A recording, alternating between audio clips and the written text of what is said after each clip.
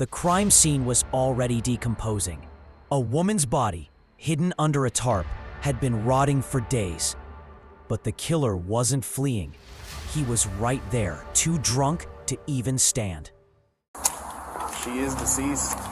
She's underneath the tarp. There's blood all over her. She's decaying already, so it's been a little while. And husband is incoherent, like he's very intoxicated. That was 34-year-old Christopher Robertson, arrested for his wife's murder. But his slurred response wasn't grief. It was a sudden, chilling realization of what his alcohol-fueled secret would cost him. Did anything happen with your wife? No? Do you know if she's okay? Huh? Yeah, she should be. She should be? Christopher's brother, Eric, was the one who blew the case wide open. After being away for a week, he came home to a sickening odor and found his brother in an unprecedented state of drunken stupor. What's going on, man? What's happening? At the funeral,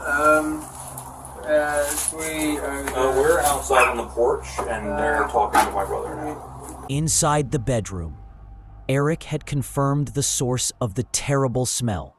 His sister-in-law, Crystalline, lying face down, partially wrapped in plastic.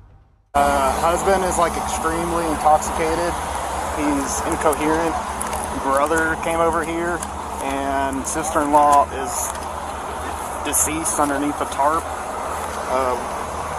Fire med just pulled back the sheet. She's all bloodied and decaying. So Eric was crucial to the initial investigation, confirming that the victim rarely left the house and that Christopher had a deep history of violence and alcoholism, having been arrested previously for threats against family. You know what branch? He was military intelligence as a linguist.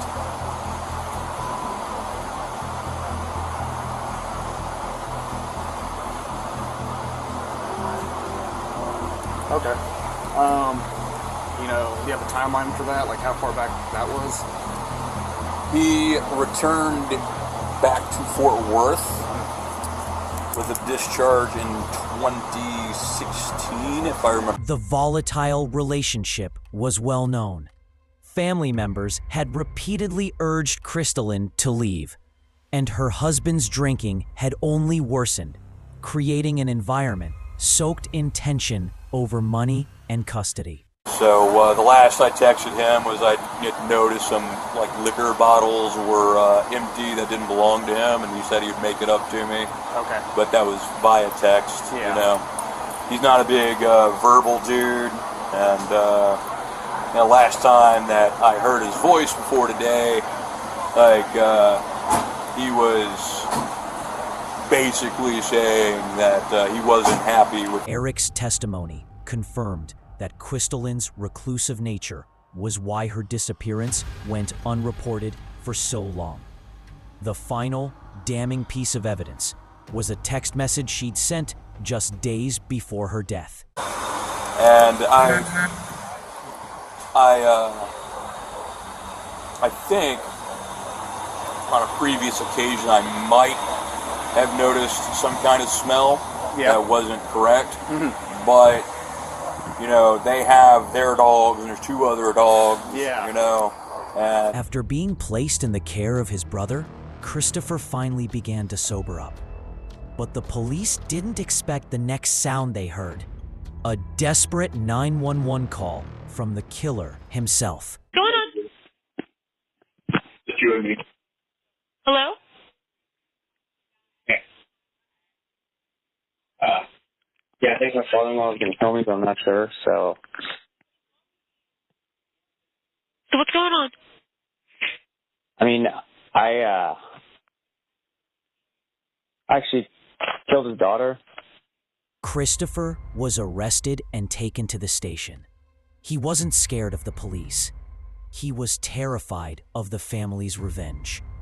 His new priority was a jail cell, a barrier between him and his actions. You remember my name? Detective Anderson? Detective Sullivan. So we're kind of in our office. We kind of want to go a little bit, a little bit more in depth, just ask some additional questions. While we're down here, though, have you ever had the Miranda warning read to you? I know you said you wanted to get down here, get away from everybody. Was that correct? With his confession locked in, Christopher agreed to cooperate, detailing the timeline of his terrible act.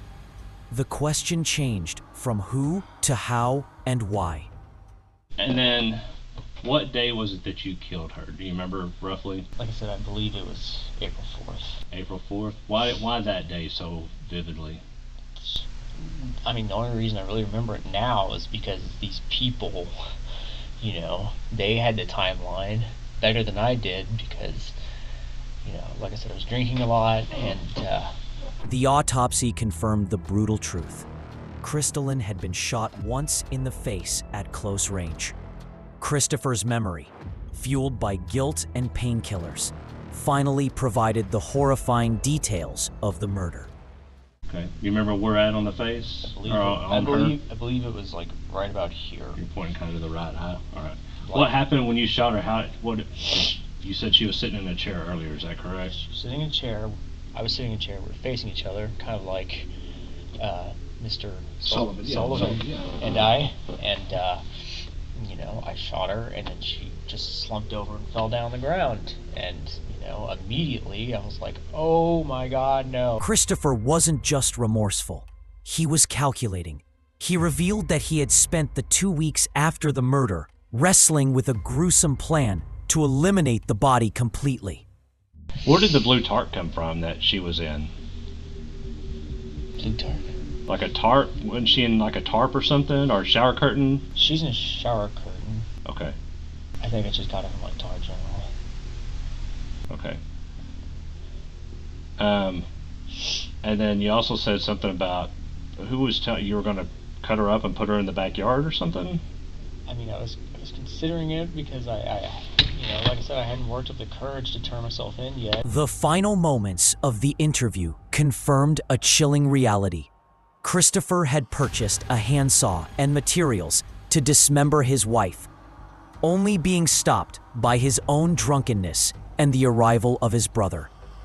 His only remaining concern was concealing his wiped phone. And then your phone, what type of phone do you have? An S21, but there's no evidence on this because I just wiped it.